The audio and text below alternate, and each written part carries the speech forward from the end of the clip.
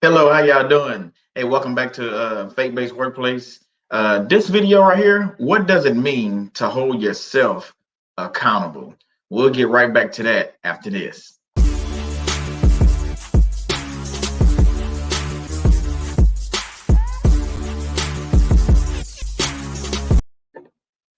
Hey, we back. Hey, if you haven't had the chance to click that bell, I ask that you go ahead and click the bell. That way you subscribe to the channel. That way you'll be notified when I do future uploads. Also, like this video, if you like the content, check out, some of my playlists and things like that that I have put together for you. Uh, Also, share this video, if you think it will help someone. Let's get right into this one, man. This right here is something that it's one of the words I had for the year, actually, with accountability. So let's get right into this one. I don't want to waste too much of your time. So again, what does it mean to hold yourself accountable? I want to get into the first Bible verse before we even get started too far. 2 Corinthians 5:10, and I'll read that right quick.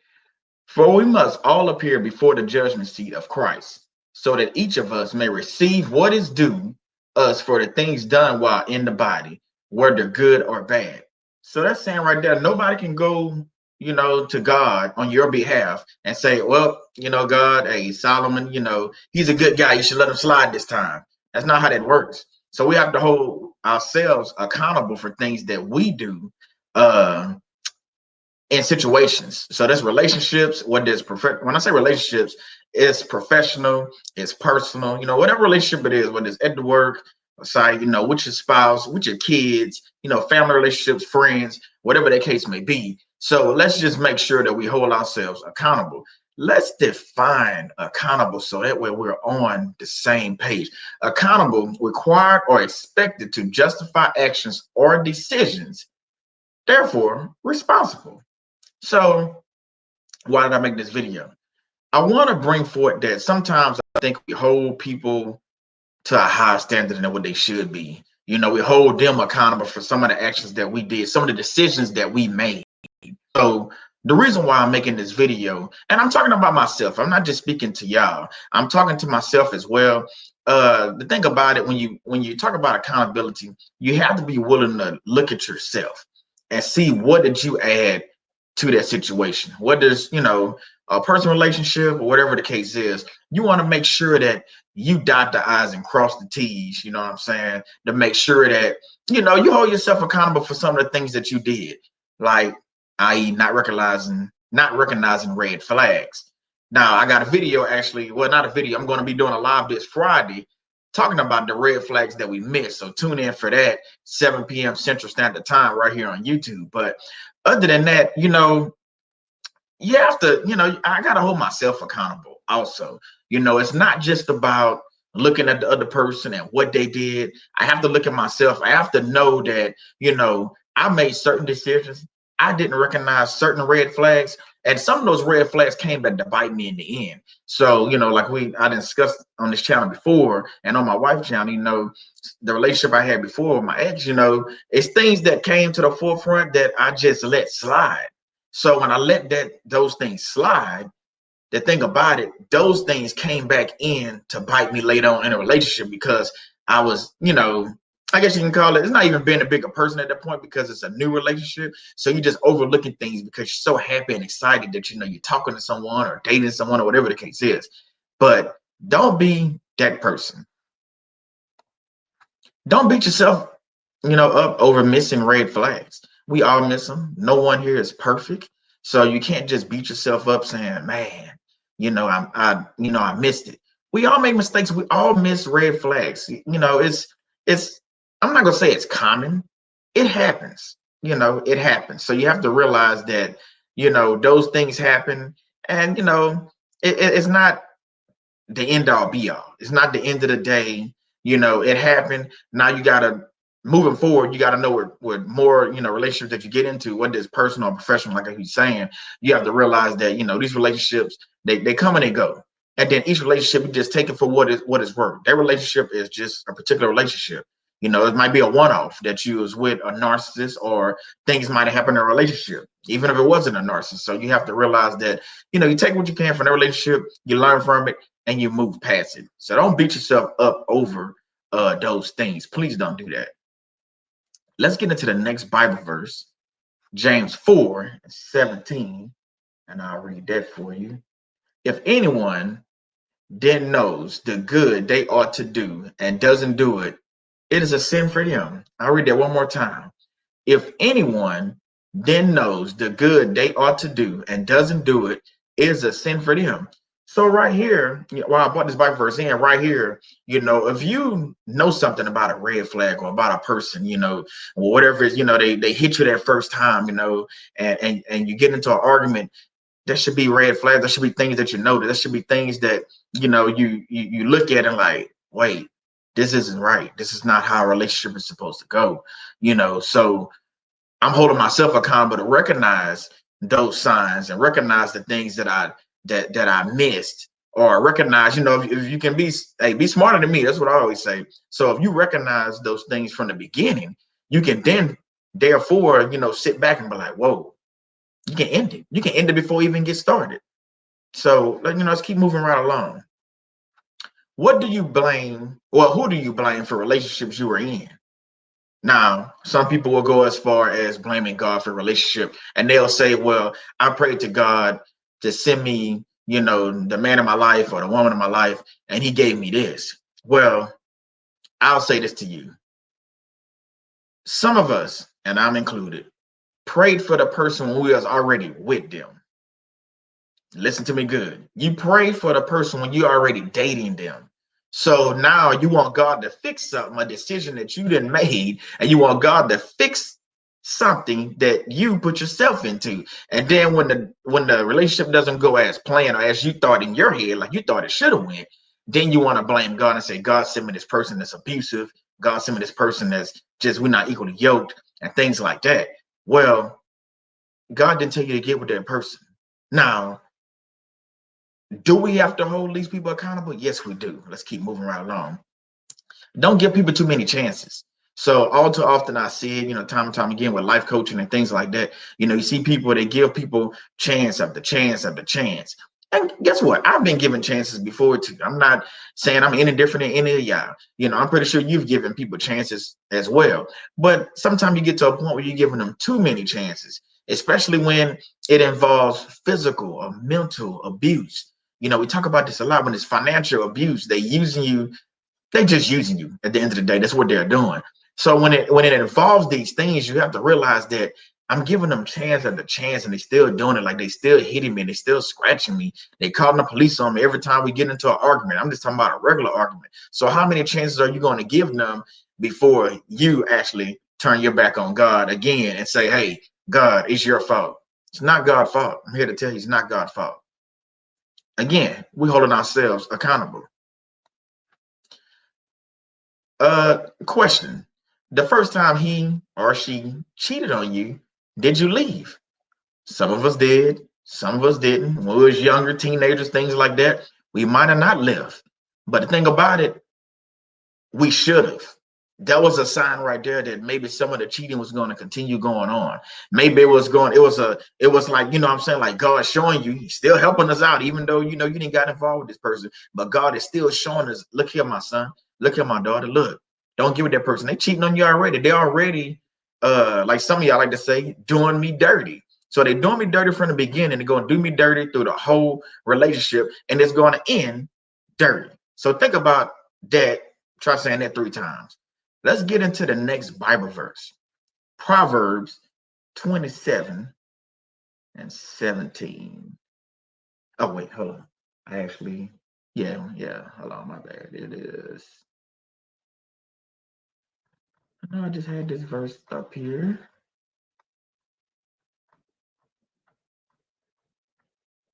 There you go. Okay, my bad. I'm messing with this computer. I know I had it up there because I had all 3 of them pulled up. But Proverbs 27:17, as iron sharpens iron, so one person sharpens another. What do I mean by that?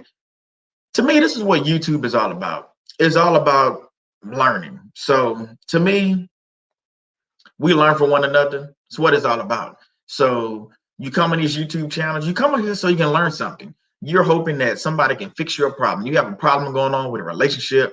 You have a problem going on where you don't trust somebody. You have a problem going on with home, problems like, replacing your windows or doors, whatever the case is.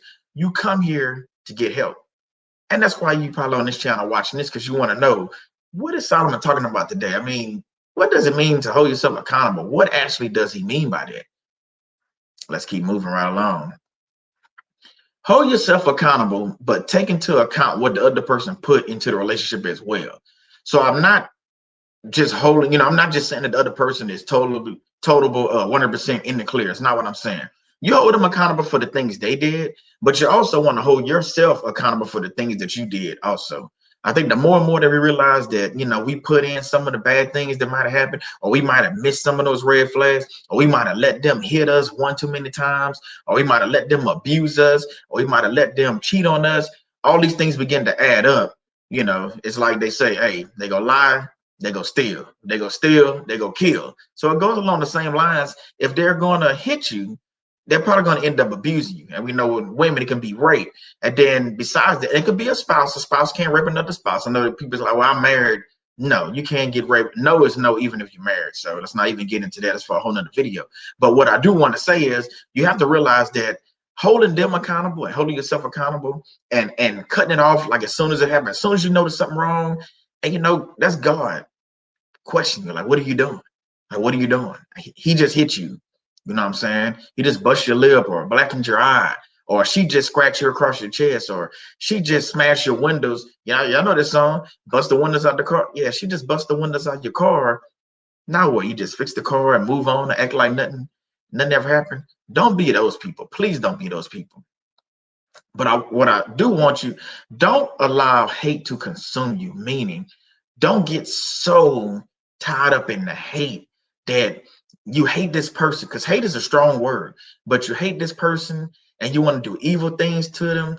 Trust me, I know. I've been there. For y'all that haven't heard my story, go back and watch my video, how narcissists brought us together, where me and my wife go in detail, in great detail, on how narcissists brought us together and how those relationships previously, how they actually worked. I do want to say one thing. I want to ask you a few questions. And I didn't put them on here, but I did want to make sure I ask these questions so everybody is on the same page. Did I deserve my ex to get married to someone else? Again, you go watch this story, you'll know what I'm talking about. No, I didn't. But do I hold myself accountable for the things that I did before that?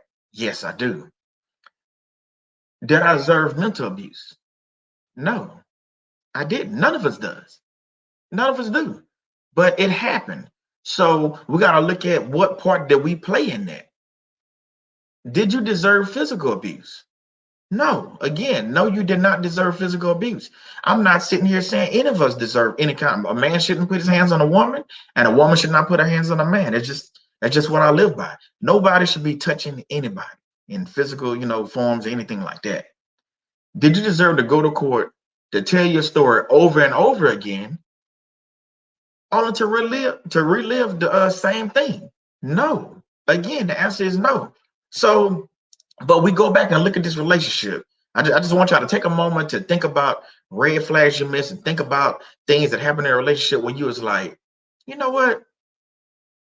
I knew she was cheating on me from jump, but I still decided to be with her. And you know how y'all guys be, y'all be like, man, she fine, she a dime piece, all this other stuff. Or some of y'all ladies out there, y'all be like, man, he's handsome, he's a lawyer, he got things going on, he got it together, but he hit you.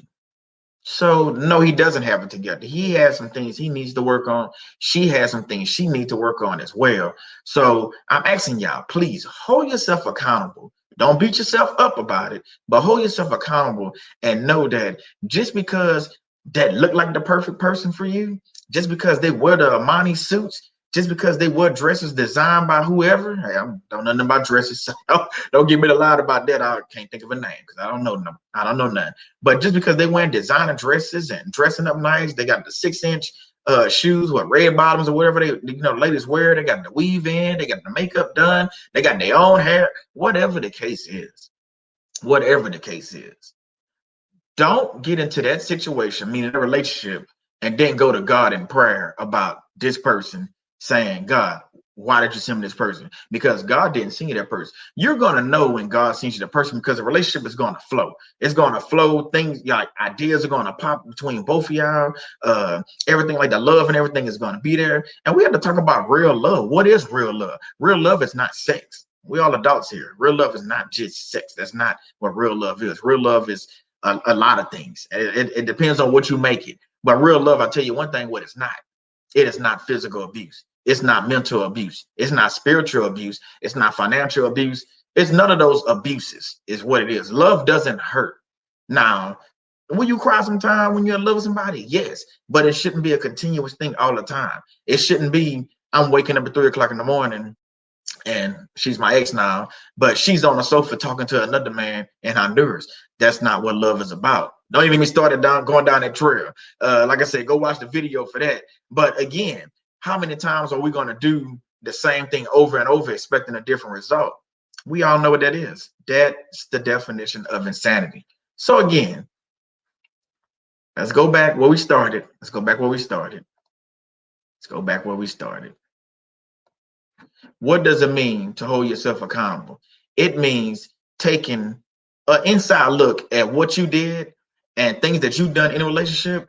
And then again, don't beat yourself up over it, but look at that situation for what it was. Look at that relationship for what it was. And like I said, this can be professional also, because sometimes we have these professional relationships, we start off on the wrong foot. You heard this saying before. Before you meet this person, you get a bad vibe from them, whether they supervisor or coworker, and y'all just never gel. Things never happen.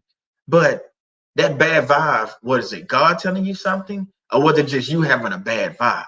You know, because it can go either way. So you gotta look at those relationships too and be like, man, if I'd have did that differently, just maybe if I'd have shook that man's hand and be like, hey, my name is Solomon, nice to meet you or whatever, maybe the relationship wouldn't have went the way it went. But again, I'm not here to beat y'all up. Thank y'all for watching this video. I love putting out content. Again, we put out every Wednesday, every Friday. Go ahead, subscribe, like, comment, share. Hey, when you comment, y'all know I will comment back, in the comment section on this video. So again, this Friday, you don't want to miss it. I already have it, the thumbnail uploaded. Been playing my thumbnails a little bit, but I already got it uploaded for this Friday. About red flags. So we're going to take a deep dive into red flags. Why we missed some of those red flags. So again, hey, this is Faith-Based Workplace. I thank you for tuning in. I thank each and one of y'all, the subscriber count is growing. Thanks for all the likes. I thank you for all the comments. I thank you for just taking time out of your busy day to watch my channel. Hey, I'm Solomon Savoy. I'll see you next time on Faith-Based Workplace.